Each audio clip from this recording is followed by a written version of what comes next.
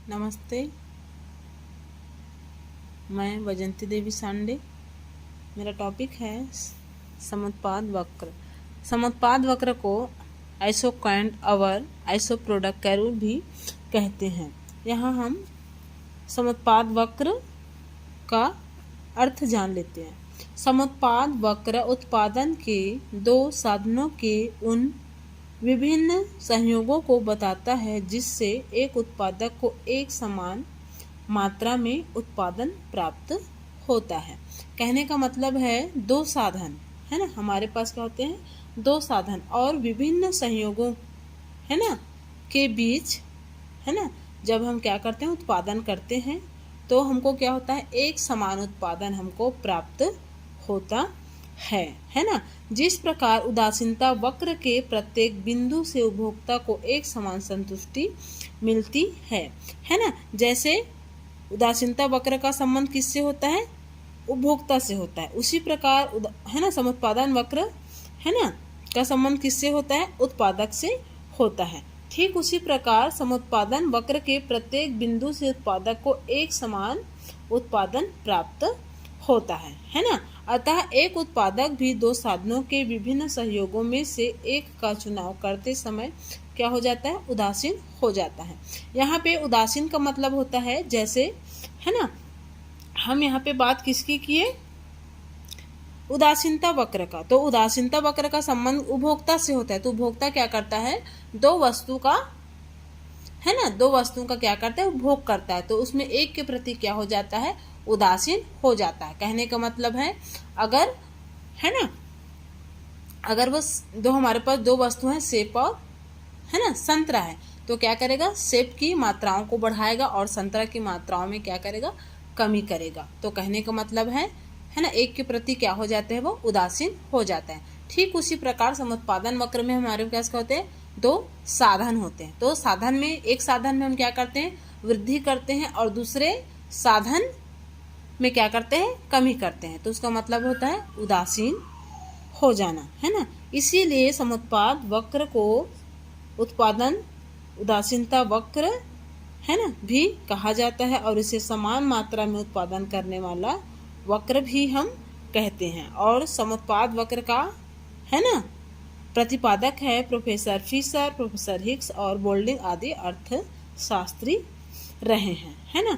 तो इसको हम एक काल्पनिक उदाहरण से समझते हैं। मान लीजिए 100 क्विंटल गेहूं का उत्पादन है ना करने के लिए श्रम एवं पूंजी के विभिन्न सहयोगों को है ना हम यहाँ पे एक तालिका के माध्यम से दिखा रहे हैं। यहाँ पे सहयोग है हमारा ए है ना। ए सहयोग में श्रम की इकाइयाँ क्या है, 1 और पूंजी की इकाइयाँ क्या है, 12 है ना। तो गेहूं का उत्पादन कितना होता है, 100।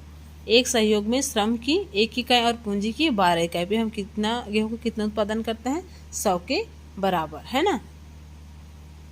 और बी सहयोग पर देखो, बी सहयोग में श्रम की इकाई को हम 1 से क्या करते हैं, बढ़ाते हैं, 2 करते हैं। पूंजी की इकाइयाँ हम क्या कर रहे हैं, यहाँ पे घटा रहे हैं, 12 से क्या कर रहे हैं, 8 कर रहे हैं है ना।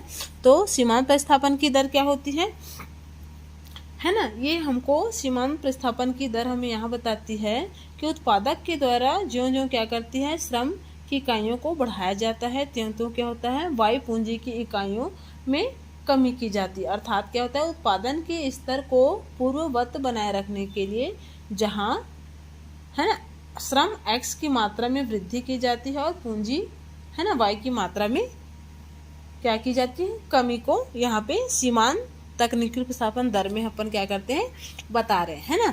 तो यहाँ पे क्या हुआ, बी सहयोग पे श्रम की मात्रा को 1 से हम क्या किए, 2 किए। तो पूंजी की इकाइयों को 12 से क्या किए, हम कम किए 8, और हमको गेहूं का उत्पादन कितना प्राप्त होता है, 100 के बराबर। तो यहाँ सीमांत लागत में क्या होगी है ना, 1 यहाँ पे अतिरिक्त हम वृद्धि की, 1 श्रम बराबर पूंजी की कितनी मात्रा घटाई हम, 4 ठीक है। फिर सहयोग सी में श्रम की इकाइयाँ क्या है, यहाँ पे 3 है और पूंजी की इकाइयाँ क्या है, यहाँ पे 5 है। तो गेहूं को कितना उत्पादन होता है, हमको समान रूप से उत्पादन होता है, 100 के बराबर। तो यहाँ 1 इकाई वृद्धि करने पर है ना पूंजी की कितनी मात्रा घटाई हम, 3 इकाई पूंजी की। और चौथी सहयोग डी पर है ना। श्रम की इकाई को बढ़ाते हैं हम 3 से 4 करते हैं, पूंजी की इकाई क्या है यहाँ पे 5 से क्या हो जाती है 3 हो जाती है, उत्पादन हमारा क्या हो जाता है 100 के बराबर। तो यहाँ एक है ना, एक श्रम में वृद्धि करने पर क्या होगा, हमारी कितनी पूंजी की मात्रा घटाई गई, यहाँ पे 2 इकाई पूंजी की मात्रा को घटाया गया। अब ई सहयोग पर देखो, है ना, यहाँ पे श्रम में अपन क्या किए, वृद्धि किए, 4 से क्या किए 5 किए, है ना। तो श्रम की पूंजी को घटाकर अपन 2 से क्या किए, 3 से क्या किए 2 किए, है ना। तो हमको गेहूं का उत्पादन क्या होता है 100 के बराबर। यहाँ एक श्रम की इकाई में क्या किए, वृद्धि किए, तो हम अभी पूंजी की मात्रा को कितना घटा, एक इकाई पूंजी के बराबर, है ना। तो तालिका से स्पष्ट है कि जैसे श्रम एवं पूंजी के 5वें सहयोग, है ना, जिससे उत्पादन क्या होता है 100 क्विंटल गेहूं का उत्पादन हम कर सकते हैं। अतः क्या है, उत्पादक इन 5 सहयोगों में से किसी एक का चुनाव करते समय क्या हो जाता है, उदासीन हो जाता है। जिसमें यहाँ पे श्रम की मात्राओं को बढ़ाया गया है और पूंजी की मात्राओं में क्या की गई है, कमी की गई है ना। जैसे तालिका से भी स्पष्ट है कि श्रम की एक अतिरिक्त इकाई की पूंजी के रूप में प्रतिस्थापन की सीमांत दर कैसे हुई है, घटती हुई हमको दिख रही है। और उत्पादक जैसे जैसे श्रम की इकाइयों को बढ़ाता जाता है वैसे वैसे उसकी पूंजी की मात्रा में क्या होती जाती है, कमी होती जा रही है ना। जिससे पहले के समान ही उत्पादन हमको प्राप्त होता है, हमारे उत्पादन 100 के बराबर ही हमको क्या होता है, प्राप्त होता है। तो अब हम इसको एक रेखा चित्र के माध्यम से भी समझ सकते हैं। O X यहाँ पे क्या है, श्रम, श्रम क्या है हमारा 1 2 3 4 5। O Y अक्ष पर क्या है, पूंजी की इकाइयां, ठीक है। तो देख लेते हैं 2 4 6 8 10 12, है ना। तो देखते हैं यहाँ पे एक श्रम की इकाई पर कितनी करते हैं हम, कितनी पूंजी लगाते हैं 12, है ना। और दूसरे श्रम पर पूंजी कितना लगाते हैं हम 8,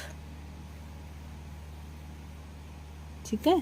फिर तीसरी इकाई पर यहाँ पे श्रम क्या है 3 है और पूंजी क्या हमारा 5 है ना। पूंजी क्या है हमारा 5 है, ये हमारा पूंजी। और चौथी इकाई पर कितनी हम लगा रहे हैं, श्रम की मात्रा में 4 और हमारा पूंजी की इकाई क्या है 3, है ना।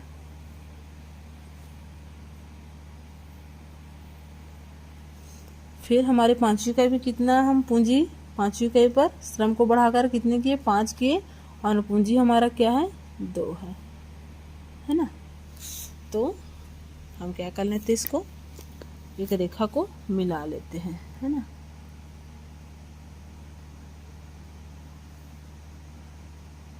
मिलाने पर हमको क्या प्राप्त होता है, आईपी आइसो प्रोडक्ट, है ना। यहाँ पे कितना उत्पादन हमको प्राप्त होता है 100 के बराबर, है ना। इसको नाम देते हैं सहयोग को A B C D E, है ना।